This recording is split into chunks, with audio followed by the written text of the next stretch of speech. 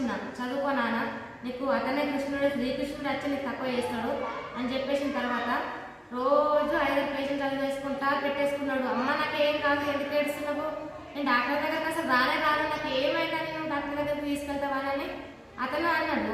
బాబు కూడా అన్నాడు. అన్న తర్వాత ఏం కాదు అని అత్తమ్మ అన్నది. నాకు కూడా గట్టి ధైర్యం వచ్చేసింది.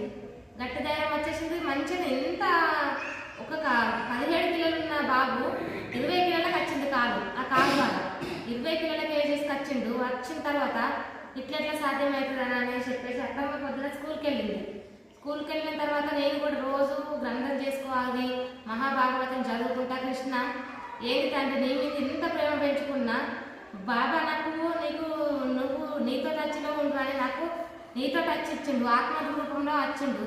మరి ఎంత చదివినా కానీ ఎందుకు ఇంత ఏడిపిస్తున్నావు, ఎందుకు ఇట్లా పరీక్ష పెడుతున్నావు, నాకు నీ నుంచి సమాధానం కావాలా, నీ గీతలో పవిత్రత ఉంటే మాత్రము ఆ కాలు వెళ్ళే వరకు వాపు మొత్తం తగ్గిపోవాలా, ఇన్ఫెక్షన్ అనేది ఉండద్దు అని నేను భగవంతుడికి శ్రీకృష్ణునికి పరీక్ష పెట్టిన.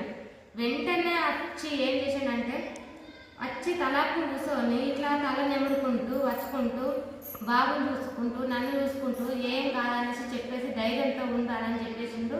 అత్తమ్మ స్కూల్కి వెళ్ళిపోయిన తర్వాత ఇట్లా ఎంతవరకు ఉంది ఆపు మరి నేను చూస్తానా అని ఇట్లా కాలు కొంచెము ఇట్లా ముట్టనట్టు ముట్టుకున్న అంతే.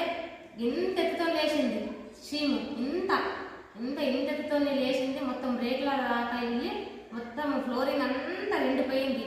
ఆరెంజ్ కలర్లో మొత్తం అంత ఎంతసేపు ఆగలేదు, పోతున్నది కాలు మొత్తము ఆరెంజ్ కలర్లో 5 గంటల దాకా పోయింది.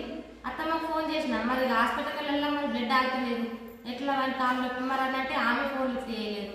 ఫోన్ లిఫ్ట్ చేసేసరికి మరి ఏమైంది కాలు ఆపు, మరి ఇట్లా రక్తం ఆగుతలేదు, ఏం చేస్తలేదు, హాస్పిటల్ కన్నా వెళ్తానంటే మళ్ళీ నాకు నేను చెప్తుంది, హాస్పిటల్కి ఎందుకు వెళ్తావు, నీకేం అవసరం హాస్పిటల్కి వెళ్ళనీకి, గీత పట్టుకొని చదువు, నువ్వు భగవద్గీతకి ఎంత సత్యం ఉందన్నావు నువ్వు ప్రశ్నించినావు కదా, ఇప్పుడు గీత పట్టుకొని నీకు ఆటోమేటిక్గా తగ్గిపోతుంది అనేసరికి మళ్ళీ పోయినా, మళ్ళీ విభూతి తీసుకొచ్చిన, విభూతి పెట్టేసేసరికి అంటే కథం అప్పటికప్పుడే కాలు మంచిగా కలర్లోకి వచ్చింది. మంచిగా ఏంది శివతాండవం చేస్తున్నాడు. ఇక మొత్తం తగ్గిపోయిందా, మనకి ఏం కాలేదు, ఎందుకు అంత టెన్షన్ తీసుకుంటున్నావు అని మస్తు అంటే మస్తు ఖుషిగా అయిపోయింది మా బాబు కూడా. మళ్ళీ నా కాళ్ళు వాపులు వచ్చినప్పుడు కూడా నైట్ వచ్చి పడుకున్నా, బాబా నీతో ఏం కాదు, నువ్వు ఏం చేస్తున్నావు నాకు సాయం అని బాబాని తిట్టిన. నేను అబద్ధం ఆడని తిట్టిన, బాబాని బాగా తిట్టినందుకు అతను ఏమంటున్నాడు, నువ్వు నన్ను తిట్టుడు, నువ్వు ఊకే నన్ను ప్రశ్నిస్తున్నావు కదా, నువ్వు భాగవతం చదువుకుంటున్నావు, నీకు ప్రతి ఒక్కటి